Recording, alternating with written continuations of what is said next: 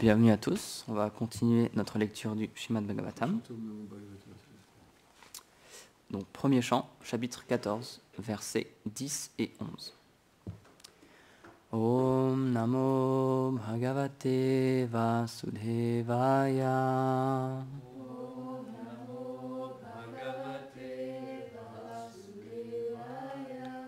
Om Namo Bhagavate Vasudevaya.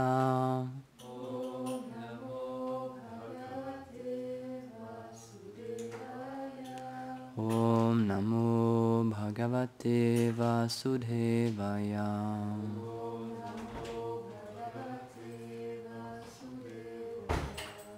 Vous pourrez répéter le verset 11.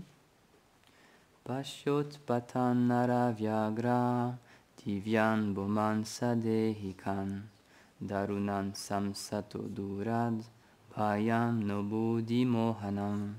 Traduction.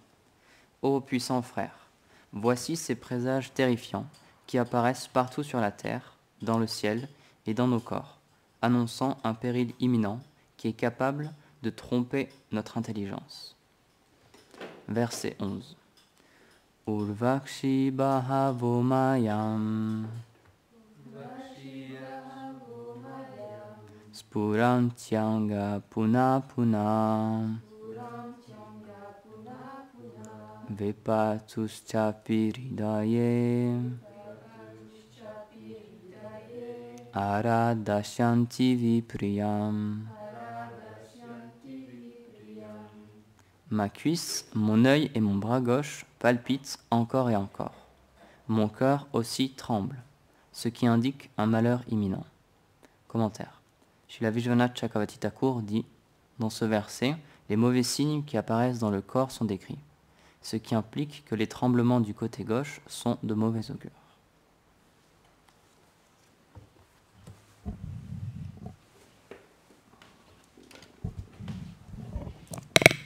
Omagyanati milandasya.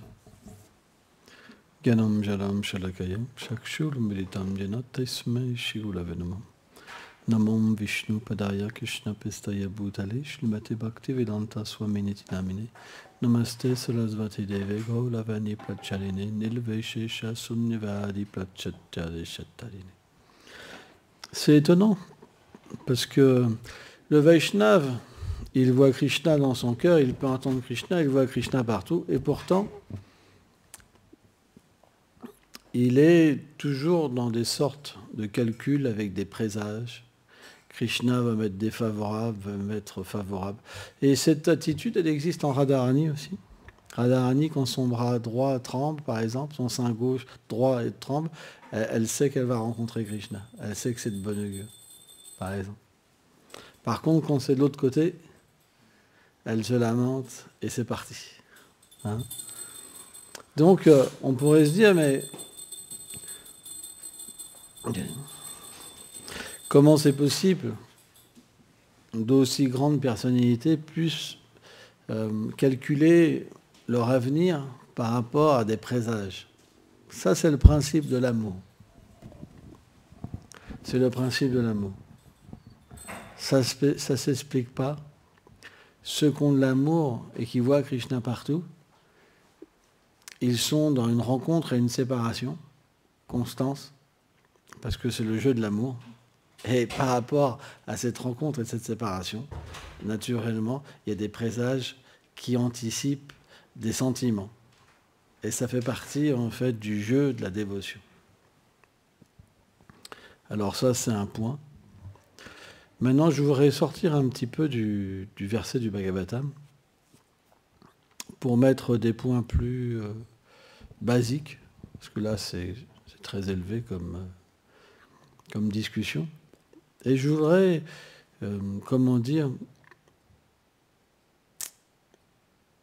mettre un point qui pour moi est important. C'est que dans ce monde, nous savons tous que par rapport à notre vie passée, nous avons des défauts et des qualités. Tout le monde a des défauts.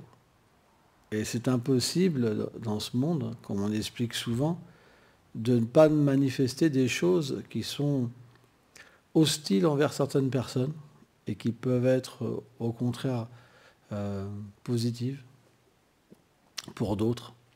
C'est pourquoi notre conception du bien et du mal, Prabhupada, Srila Prahlad Maharaj explique à Hiranyakashipu que c'est juste une conception mentale, parce que la même personne peut avoir une autre conception. C'est vrai, quelque part. Si on analyse notre cas, est-ce qu'on ne trouve pas des fois des personnes qui aiment quelque chose que nous, on n'aime pas? Vrai ou pas? Et bien de la même manière, dans une communauté, on se retrouve avec plein de personnes qui ont des attitudes parfois différentes. C'est vrai?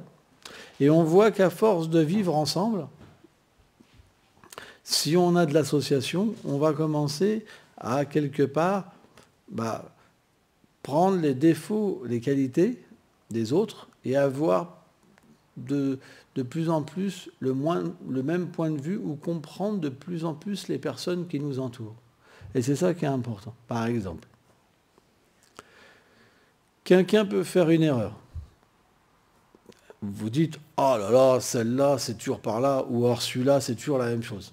C'est quelque chose qui arrive dans une communauté. Il y a des petits clans comme ça. Il y en a 3 qui toujours, ils sont toujours contraints, puis 2, 3 autres qui sont toujours contraints. C'est la nature humaine. Mais si on regarde bien, la personne qui va critiquer, le lendemain, alors, elle fait une grosse boulette. Elle fait une erreur. C'est vrai? C'est toujours comme ça. Donc, quand on n'est pas très avancé spirituellement, on ne peut pas être conscient de nos erreurs. Pourquoi? Parce que la prise de conscience d'une erreur, elle vient d'une projection du Seigneur suprême. Quand le Seigneur nous regarde, on peut comprendre quand on agit mal ou quand on agit bien. Par exemple, on peut mal agir, on le sait, mais on continue à le faire. Ça arrive des fois, on le sent. C'est Krishna qui nous regarde. Hey, tu agis mal, mais on a beaucoup d'orgueil. Tant pis, j'y vais jusqu'au bout. Ouais, mais quand on agit mal, on le ressent toujours. De la même manière, quand on agit bien, on le ressent aussi. Donc on a toujours un éclairage. Krishna nous aide toujours à nous faire comprendre que lorsqu'on agit bien, on lui plaît. Mais lorsqu'on agit mal, naturellement, on lui cause, on ne peut pas dire de la détresse, parce que le Seigneur n'est pas touché par nos actions, mais il va nous faire comprendre qu'il n'est pas satisfait de cette situation, parce qu'on est son dévot, parce qu'il est quand même concerné par nous. Il veut qu'on progresse. Sans ça, quelle serait cette relation avec cette personne qui simplement nous regarderait tout le temps sans jamais s'investir? À un certain niveau, quand on progresse, Krishna s'investit avec nous. Parce qu'un dévot peut entendre Krishna lui parler. Et Krishna va lui dire, non, là tu as bien agi, là tu as mal agi. Et naturellement, si un dévot, il ressent ou il entend, qu'est-ce qu'il va faire? Il va se repentir. Il ne reste jamais sur l'ego. Parce que si on reste plein d'orgueil à jamais vouloir demander pardon, à un moment, on va beaucoup souffrir. Parce qu'on va complètement se déconnecter du Seigneur suprême. Et lorsqu'on se déconnecte du Seigneur suprême, qu'est-ce qui se passe? On redevient attiré par le monde matériel. Quand il n'est plus là, on ne voit plus la dévotion, on ne voit plus le Seigneur, on ne voit plus le lien qu'on a avec lui. On devient perdu. Et quand on est perdu, alors on remet tout en cause. On pense, est-ce que je me suis trompé? Tout de suite, ça vient. Poum. Dès que Krishna se retire un tout petit peu de nous, le doute arrive. Mais tout ça, si on regarde, c'est juste une mauvaise attitude. Lorsqu'on persiste, Krishna s'en va. Et lorsqu'il s'en va, on est perdu. On se demande qu'est-ce que je fais là. Et on peut, même quelqu'un peut rester 10 ans, 20 ans, juste pour une mauvaise attitude qu'il garde, il peut perdre sa foi. Pourquoi? Parce que sa réalisation spirituelle de Krishna, elle n'est pas assez puissante. Elle n'est pas assez personnelle. Lorsqu'on a vu Krishna, on ne peut jamais perdre la foi. Même si Krishna nous retire tout, même s'il nous retire le goût pour le chant, le goût même pour voir la déité parce qu'on a mal agi, on perd tout, mais on ne peut pas perdre la foi. Parce que c'est comme si, quelque part, tu disais que quelque chose n'existe pas alors que tu l'as vu. C'est pas possible. L'énergie matérielle vient quelque part pour être prêchée. Hey, t'es dans l'erreur. Et tu lui dirais, hey, pardonne-moi, mais je l'ai vu. Et tout de suite, elle s'en va. L'illusion s'en va tout de suite. Parce que la réalisation est beaucoup plus forte que l'illusion. Et qu'est-ce qui va se passer? Naturellement, on va demander pardon. On va rectifier nos erreurs. Donc, à certains niveaux, on peut retrouver ces mêmes erreurs. Ne pensez pas qu'un dévot plus avancé ne fasse jamais d'erreur. C'est pas possible. Regardez par exemple l'histoire avec Rupa et Sanatan. Rupa Goswami, un jour, il méditait en fait sur le divertissement avec Keshi, le démon Keshi. Et dans ce divertissement-là, Madhu Mangal, il disait à Krishna, en fait, si tu as des ladous, tout ça, c'est parce que tu as une plume de pan, une flûte et un dhoti jaune. Si tu me passes ton dhoti, ta plume de pan et ta flûte, tu vas voir, moi je peux faire aussi bien que toi. Et en fait, Krishna lui a donné. Mais qu'est-ce qui s'est passé? Quand Keshi il est arrivé, Keshi avait demandé à Kamsha, comment je peux reconnaître Krishna? Comment je peux le reconnaître? C'est simple. Mon ennemi, il a une plume de pan, il a un dhoti jaune et il a une flûte.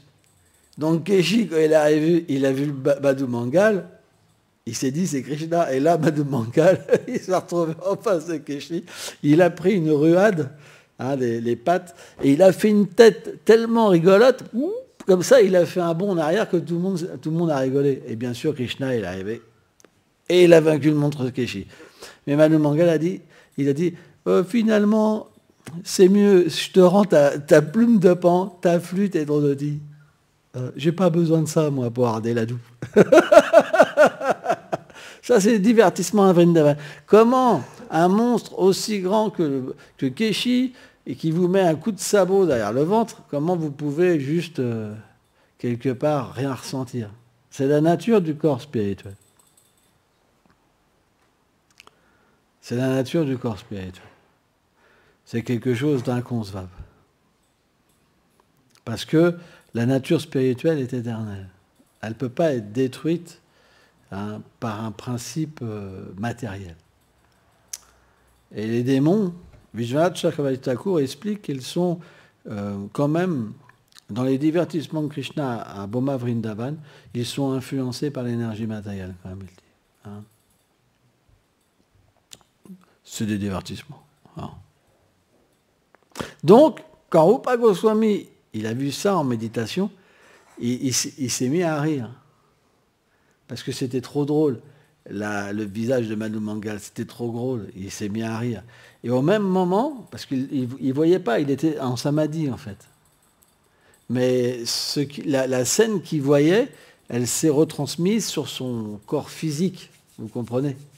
Et donc, il y a eu une tête où quelque part, il a rigolé.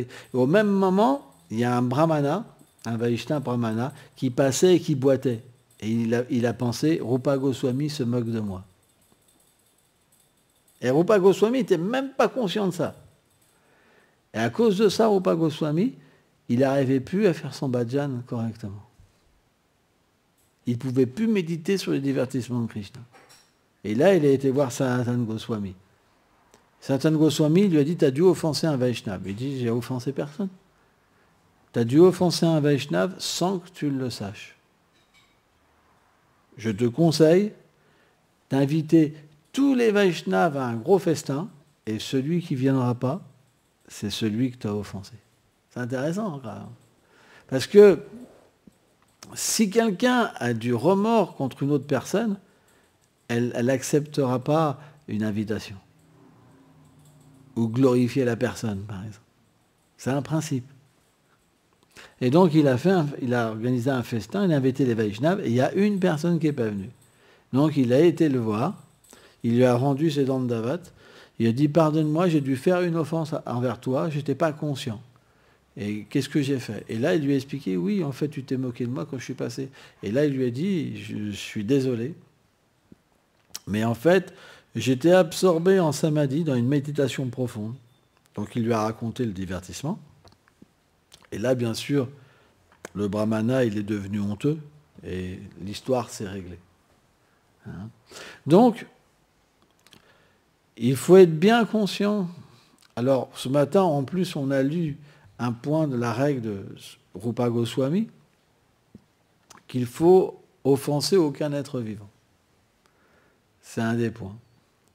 Et commettre aucune offense envers le Saint-Nom et envers la déité.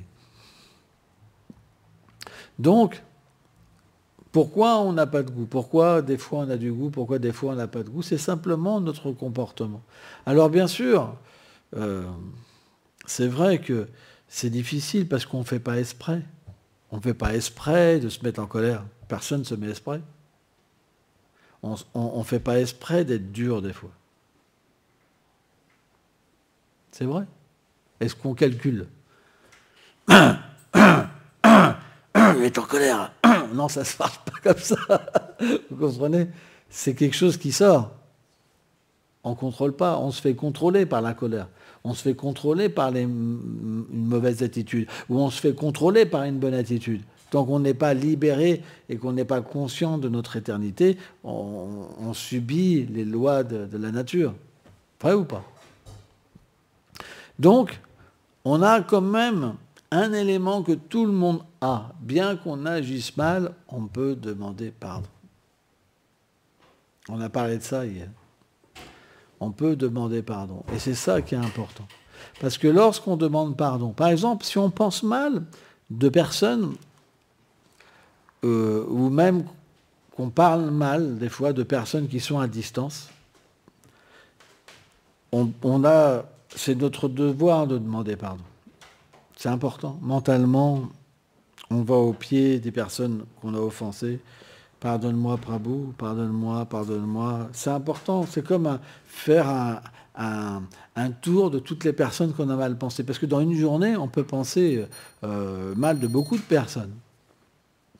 Eh bien, on verra que si on fait cette réparation tous les jours, eh bien, notre goût pour la vie spirituelle va progresser. C'est très important. C'est un principe vital pour pouvoir progresser. On doit se rappeler, on doit penser qu'est-ce qu'on a fait, si on a fait mal. Et si physiquement la personne est là, on doit demander pardon. C'est important. C'est très important. C'est un principe vital du Vaishnavisme, cette attitude d'humilité. Et de toute façon, quand on demande pardon et que on se réconcilie avec les dévots, on devient heureux, satisfait, on se fait des amis, on découvre des gens qu'on ne savait pas, on ne sait pas qui ils sont finalement. Qu'est-ce qu'on connaît des êtres? On ne connaît qu'une facette. Et cette facette, parce qu'on ne l'aime pas, on la rejette tout le temps. Mais on ne connaît peut-être pas d'autres facettes de la personne, vrai ou pas? Est-ce que ça nous est jamais arrivé de ne pas nous tromper sur une personne? Par exemple, il y a une histoire d'un Américain, alors c'était un adventiste du 7e jour, et c'était quelqu'un qui voulait pas tuer des gens, mais partir à la guerre. C'est intéressant. Et donc, il a fait ses préparations, ils ont fait tout pour le mettre dehors, et finalement, comme son père, c'était un ancien gradé de la Première Guerre, il a pu quand même entrer dans l'armée par une délégation spéciale. Et il était infirmier. Et il a sauvé tellement de gens, je ne sais plus si c'est une centaine de personnes, et tout seul. Il allait les chercher, il les descendait d'une grande falaise, comme ça. Et donc, qu'est-ce qui s'est passé? À un moment, le capitaine, qui avait voulu vraiment le virer, qui l'avait fait frapper par des personnes, etc., il faut voir à quel point il a été humilié, quoi. Et il lui a demandé pardon, parce qu'il lui a dit, je me suis jamais autant trompé sur une personne. Parce que son courage, C'était, comment dire, exemplaire, au point que les autres, en fait, toute l'armée entière avait foi en lui pour avoir la victoire. Vous vous rendez compte? Donc, parfois, on voit une facette d'une personne et on s'obstine. Donc, quand on s'obstine, on voit toujours cette facette et ça augmente. Et notre compréhension de cette facette, elle augmente. C'est cause perdue. Et ce qu'il faut parfois, c'est faire la paix et on découvre quelqu'un d'autre qu'on ne connaissait pas. Et à partir de là, le pardon s'établit.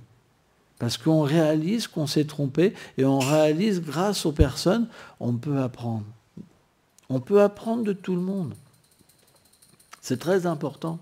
Parce qu'une personne n'a pas qu'une facette. Elle a différentes façons de s'exprimer, de penser. Et quand elle est en face de quelque chose qui l'agace, elle montre une facette. Mais avec d'autres personnes, elle est complètement différente. C'est vrai. Regarde, dans une communauté, par exemple, certaines personnes peuvent se plaindre d'une personne, toujours. Ah, il est comme ça, il est comme ça, comme ça. Mais quand tu observes, cette même personne, avec d'autres, elle est complètement différente. Mais pourquoi elle est comme ça avec eux? C'est parce qu'ils n'ont que cette vision et ils forcent la personne à faire ressortir ce défaut-là. Ça devient physique. Par exemple, moi, quand j'étais matérialiste, j'avais mes réflexes. Dès que ma mère me parlait, je rentre en colère. Je ne supportais pas. Elle me mettait en... Je ne supportais pas, par exemple. Mais finalement, c'était juste un conditionnement. Je n'ai jamais essayé de comprendre la personne différemment. Et le lien, il est resté comme ça pendant longtemps. Parce qu'on agit par instinct. Ça, c'est comme l'animal. On agit par instinct. Un être humain, il peut comprendre qu'il peut agir différemment et avoir une autre relation. Mais quand il y a trop d'ignorance et quand il y a trop de passion, on n'a pas le choix. On retombe toujours sur ses réflexes. Et ça nous fait mal. Ça nous fait mal parce qu'on rencontre toujours cette mauvaise personne à travers nous. Et on en souffre. On en souffre. Qui n'a pas jamais pleuré parce qu'il était fatigué de lui-même? Qui n'a jamais pleuré pour ça?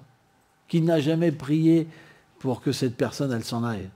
Et qu'on devienne une meilleure personne? Qui n'a jamais fait ça, à part un sot? Moi, j'ai passé beaucoup de temps à faire ça.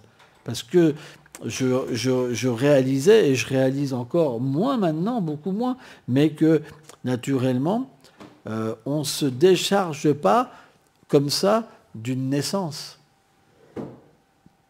On est dans une famille, on fait certaines choses qui nous accompagnent, et que Vishwanath Charithakur, quand même, il explique, même quelqu'un qui devient libéré, il a quand même cette relation avec cette vie comme quelqu'un qui sort d'un rêve. Donc c'est quand même là. Donc il peut avoir des petites choses qui reviennent de temps en temps. Mais ça n'affecte plus sa vie spirituelle, sa conscience. Mais il y a quand même des petits réflexes qui peuvent revenir. Donc, tout ça, on doit le comprendre quand on vit dans une communauté. Et on doit s'accepter les uns et les autres. Et accepter aussi ceux qui vivent à l'extérieur et qui ont encore d'autres difficultés. Parce que la difficulté qu'on a dans une communauté, elle est parfois différente de la difficulté qu'une personne connaît à l'extérieur. Parce que nous, c'est toujours un peu la même chose si on regarde. C'est vrai. Alors que les gens à l'extérieur, ils n'ont pas forcément les mêmes difficultés que nous-mêmes on rencontre. Vous comprenez? Donc, automatiquement, parfois on ne les comprend pas et des fois ils ne nous comprennent pas. Mais encore, pourquoi? C'est juste des questions de facettes. Parce qu'ils ont une façon de vivre et nous on a une façon de vivre et quand on se rend compte, on ne se comprend pas. Vrai? On ne se comprend pas. Et est-ce qu'on cherche à se comprendre? Non, on ne cherche pas. On reste comme ça. C'est un peu ça. Hein, et puis 10 ans après, ça ne marche toujours pas. Vous comprenez? Donc le point, c'est que on doit évoluer. Et la meilleure façon d'évoluer, je pense, et c'est ce que nous apprennent nos maîtres spirituels, c'est de devenir un serviteur. Mais être un serviteur, c'est dur. C'est dur parce que parfois on a cette attitude favorable et des fois on a encore une attitude de maître à l'intérieur de nous-mêmes. Donc il faut travailler sur nous en servant nos frères. Par exemple, dans une communauté, quand on est depuis longtemps dans une communauté, on a des copains, des amis dans une communauté, mais on oublie qu'on est dans une relation de service parfois. Et à cause de ça, il y a des frictions qui reviennent, des rancœurs. Alors que quand on se sent le serviteur de la communauté, parce que c'est les serviteurs du Seigneur, automatiquement, on se sent bien et on progresse et on fait moins d'erreurs. C'est simplement, nos erreurs, c'est un relâchement de conscience. On se relâche. On n'est plus alerte. On laisse notre instinct animal, finalement, s'exprimer de nouveau. Mais dès qu'on devient conscient du Seigneur suprême, du lien qu'on a avec lui et du devoir qu'on a de le servir à travers les êtres, automatiquement, on fait beaucoup. Il n'y a plus d'erreur qui est possible. C'est simplement que des fois, on se déconnecte, des fois, on est connecté, des fois, on se déconnecte. Mais bon, il ne faut pas se décourager. Graduellement, si on fait acte de pardon, d'humilité, la connexion se fera de plus en plus sans intervalle, avec de moins en moins d'intervalles. Et voilà, à un moment, on pourra servir Krishna sous une forme beaucoup plus profonde. Moins il y a d'intervalles dans notre esprit de service, et plus la connexion est profonde. Si par exemple, on chante, on a un petit goût, puis après on se déconnecte la journée, le lendemain, on va recommencer, on aura un petit goût. Mais si on a un petit goût, mais que ce petit goût, on l'accentue pour servir, le lendemain, on aura un petit peu plus de goût. Et ce goût, on va comprendre que notre attitude était bonne. Et hop, ça augmente, ça augmente, ça augmente. C'est ça l'idée. L'idée, c'est d'essayer de toujours augmenter notre service. Et pas de tomber dans ce piège. Un coup j'ai envie, un coup j'ai pas envie, un coup j'ai envie. Ça, c'est pas bon, quoi. Donc on devrait essayer de faire comme ça. Merci beaucoup.